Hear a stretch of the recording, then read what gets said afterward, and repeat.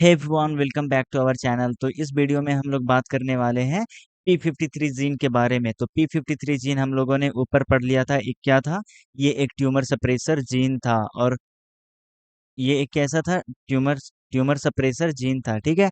और इसके बारे में हमने देखा था P53 के बारे में। इसमें हम वीडियो में हम लोग देखने वाले हैं डिटेल इसके। P53 कहाँ प्रेजेंट था, क्रोमोसोम नंबर 17।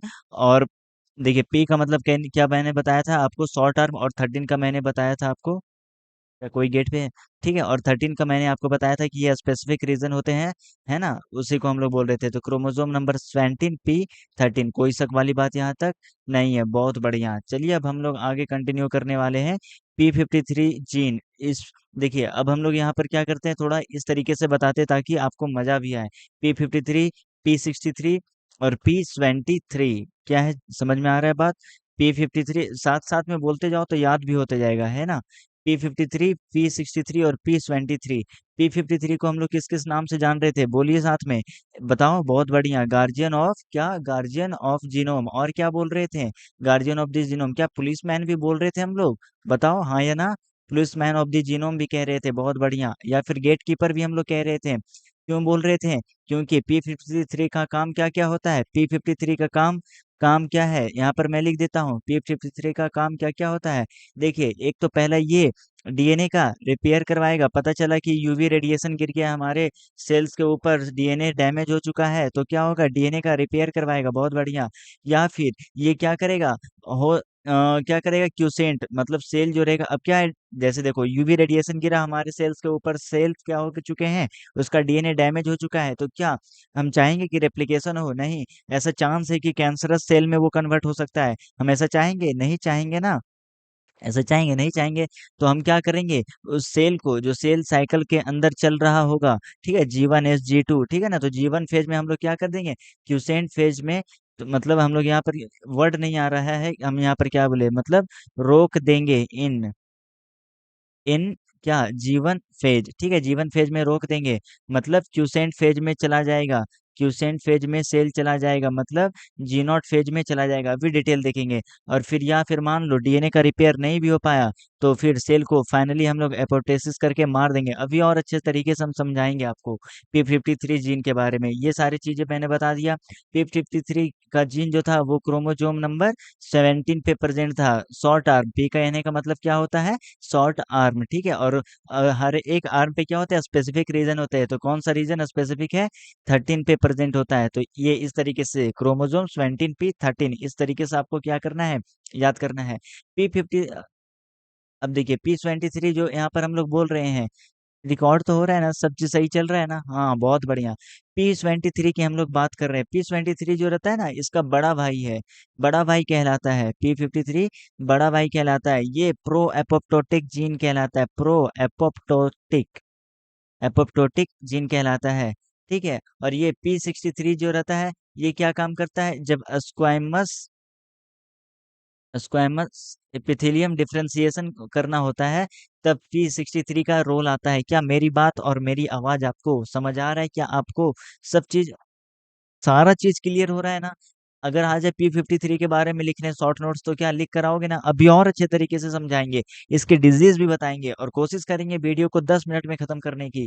तो स्क्वामस एपिथेलियम डिफरेंशिएशन करेगा, क्या करेगा, स्क्वामस एपिथेलियम डिफरेंशिएशन, यहाँ तो कोई शक वाली बात नहीं है, ठीक है। तो इसके काम मैंने बता दिए P53 के। अब जरा ये देखो, हम ये क्या करते हैं, देखो ये सब तो काम बता दिए। P53 का थोड़ा सा एक और काम जान लो। P53 करता क्या है, P53 करता है कि ये क्या करता है, कैंसरस सेल्स को प्रिवेंट करता है। ये कैंसर में क्या रोल प्ले करता है, P53 का क्या रोल है, क्या रोल है इन कैंसरस सेल, ध्यान से सुनिए, बहुत फोकस होकर। P53 का क्या रोल है, एकदम ध्यान से, इधर उधर ध्यान नहीं जाना, पानी पी लो, ठीक है। फोकस होना बहुत जरूरी है। फोकस नहीं रहोगे तो कोई फायदा नहीं है पढ़ने का, और फोकस रहोगे तो फटाक फटाक तुरंत तुरंत याद होते जाएगा,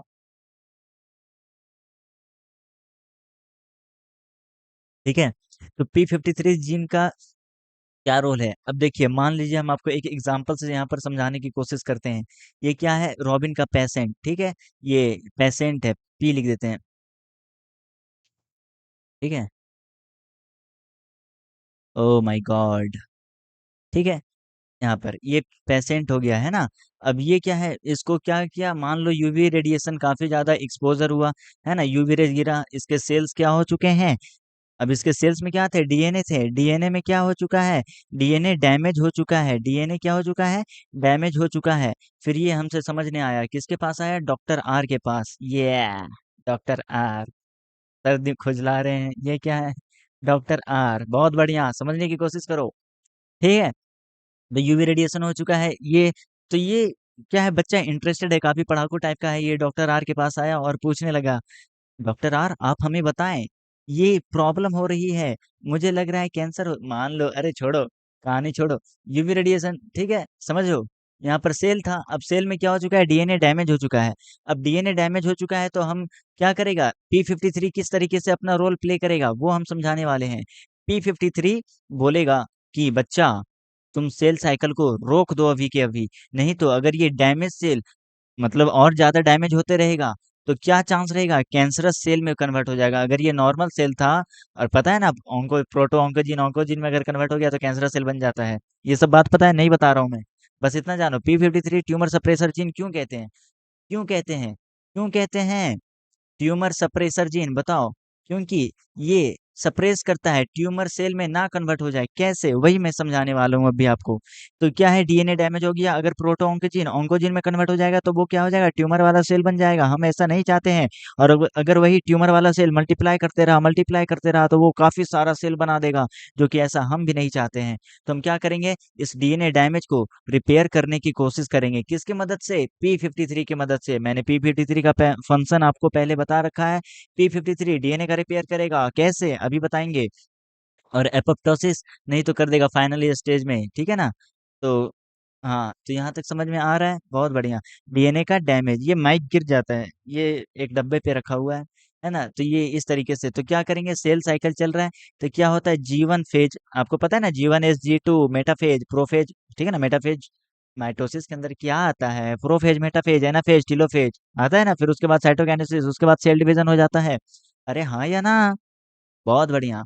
तो यहाँ पर हम क्या कर रहे हैं, G1 फेज चला सबसे बड़ा, उसके बाद एस फेज, उसके बाद G2 फेज, फिर प्रोफेज मेटाफेज एनाफेज टीलोफेज और ये साइटोकाइनेसिस। देखो, टाइम ड्यूरेशन के अकॉर्डिंग करने की कोशिश किए हैं, ज्यादा बड़ा चार्ट अच्छा से नहीं बना है ना। तो यहाँ पर क्या करने करेंगे हम लोग, ये P53 को पता चला, अच्छा जनरली नॉर्मली ये कैसा रहता है, इनएक्टिव रहता है, लेकिन पता चला डीएनए डैमेज हो चुका है तो ये एक्टिव हो जाएगा और ये क्या करेगा, G0 फेज में भेज देगा, ताकि ये कुछ टाइम ले सके। G0 फेज में चला गया, अब सेल क्या लेगा, कुछ टाइम लेगा, टेक सम टाइम, क्या लेगा जल्दी बताओ, कुछ टाइम ले लेगा। किस लिए टाइम लेगा, ये इसलिए कुछ टाइम लेगा ताकि वो डीएनए जो डैमेज्ड है, ठीक है ना, डीएनए जो डैमेज्ड है उसको, डीएनए को रिपेयर कर सकें, डीएनए को रिपेयर कर सकें। और जब, ठीक है ना, पता चला डीएनए डैमेज है तो P53 का कॉन्सेंट्रेशन बढ़ने लगेगा। देखो P53 है क्या, एक्चुअल में जीन है, और उस वो प्रोटीन बनाता है जिसे हम लोग टीपी या फिर P53 प्रोटीन भी कह देते हैं नॉर्मली, हम लोग समझने की कोशिश करो, है ना। और ये एक बात बता देते, हो सकता है समझ में आया या ना आया, ये MDM2, ठीक है, MDM2 प्रोटीन के साथ मिल के काम करता है, ठीक है। उसके बारे में बाद में बात करेंगे, पहले ये तो समझ लो। तो डीएनए डैमेज है, डीएनए का रिपेयर कर देंगे, अगर डीएनए का रिपेयर हो चुका है तो वो मतलब कैंसरस सेल में नहीं बना है कि नहीं, कैंसरस सेल में वो नहीं बना है, तो G1 से एस, फिर वो नॉर्मल सेल साइकिल करेगा, नॉर्मल सेल बनाएगा डिवीजन करके। लेकिन लेकिन अगर क्या, ठीक है, यहाँ पर मैं लिख देता हूँ, इफ डीएनए नॉट रिपेयर्ड, अगर डीएनए का रिपेयर्ड नहीं हुआ है, रिपेयरिंग नहीं हुआ है, तो वो क्या कर देगा, या तो सेनेसेंस करवा ले, मतलब सेल को अब मरना तय है, मार दो, नहीं तो वो कैंसर, हम क्यों चाहेंगे कैंसर सेल बने, तो हम क्या कर देंगे, सेने सेंस करवा देंगे या फिर एपोप्टोसिस करवा देंगे और मार देंगे। एपोप्टोसिस किस तरीके से होता है P53 के द्वारा, वो एपोप्टोसिस वाले वीडियो में मैं आपको काफी अच्छे से बता रखा हूँ, आप उसे देखना, आपको सर्च मारना है एपोप्टोसिस बाय रॉबिन, ठीक है। If DNA is not repaired, अगर डीएनए रिपेयर हो गया तो क्या होगा, इफ डीएनए रिपेयर्ड, तो ऑब्वियसली क्या हो जाएगा, डीएनए, अच्छा एक बात और बता देते हैं, जो P53 होता है और MD MD2 जो काम करते हैं, इनका हाफ लाइफ बहुत ही ज्यादा कम होता है, और वो होता है शायद ½ एन आवर, कंफर्म कर लेना, ठीक है, ½ एन आवर होता है। अगर डीएनए रिपेयर्ड हो गया तो क्या है, सेल साइकिल कंटिन्यू हो जाएगा, सेल साइकिल कंटिन्यू, फिर नॉर्मल सेल्स बनेंगे, है कि नहीं। देखो 10 मिनट हो चुके हैं। अब फिर अब इसमें हमको बताना था आपको डिजीज के बारे में कि मतलब P53 में म्यूटेशन हो जाता है तो कौन कौन से डिजीज होते हैं, वो हम किसी अगले वीडियो में देख लेंगे, क्योंकि वीडियो को हम 10 मिनट से ज़्यादा बड़ा नहीं कर सकते हैं। ठीक है, तो ये क्या हो जाएगा, पी अगर सेल साइकिल क्या रहेगा जल्दी बताइए, कंटिन्यू हो जाएगा और फिर नॉर्मल सेल बनता रहेगा, नॉर्मल सेल क्या होता रहेगा, बनता रहेगा। यहाँ तो कोई शक वाली बात यहाँ तक नहीं है। ठीक है, if DNA is not repaired, if DNA is repaired, यहाँ तक क्लियर। और फिर जब नॉर्मल सेल बनता रहेगा तो P53 का पता है हमको, हाफ लाइफ ज़्यादा नहीं होता है, आधा घंटा होता है, खत्म हो जाएगा, डिग्रेड हो जाएगा। तो इस तरीके से, किस तरीके से, अच्छा एक चीज तो ये बताया, डीएनए का रिपेयर करता है, डीएनए डैमेज जो रहता है बाई द हेल्प ऑफ, ठीक है, बाई द हेल्प ऑफ, अभी बस नाम याद रखो जी, गैड 45। ठीक है, गैड 45 के हेल्प से ये क्या करता है, डीएनए का रिपेयर करता है। अब गैड 45 क्या होता है वो हम लोग देख लेते हैं। GADD 45, जी का मतलब क्या हो जाएगा, ग्रोथ। समझने की कोशिश करो, ए का मतलब क्या हो जाएगा, ए भगवान, ध्यान दो ध्यान दो, ग्रोथ, GADD, ग्रोथ, क्या बोलते हैं उसको, देखो अब टर्म निकल गया दिमाग से। डी का मतलब क्या होता है, डीएनए डैमेज, एक और डी का मतलब डीएनए डैमेज।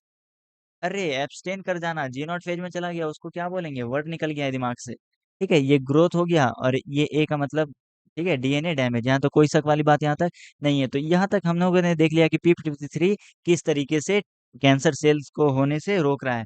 फिर से एक बार में 1 मिनट में रिपीट करने की कोशिश करेंगे, ट्यूमर सप्रेसर जीन है, क्यों कहलाता है, क्योंकि ये ट्यूमर बनने नहीं देने की कोशिश करता है, जनरली इनएक्टिव रहेगा नॉर्मली, लेकिन पता चला डीएनए डैमेज हो गया। डीएनए डैमेज कैसे हो गया, बहुत सारे कार्सिनोजेंस हो सकते हैं, या फिर म्यूटेशन हो जाता है, म्यूटाजन वगैरह, या फिर डीएनए में किसी भी तरह का डैमेज हो सकता है, डीएनए का किस तरह सिंगल स्ट्रैंड टूट गया या फिर डबल स्ट्रैंड टूट गया, समझ में आ रहा है। ठीक है, ठीक है, तो हम क्या करना चाहेंगे जल्दी बताइए, डीएनए के रिपेयरिंग कोशिश करने की कोशिश करेंगे, कैसे करेंगे।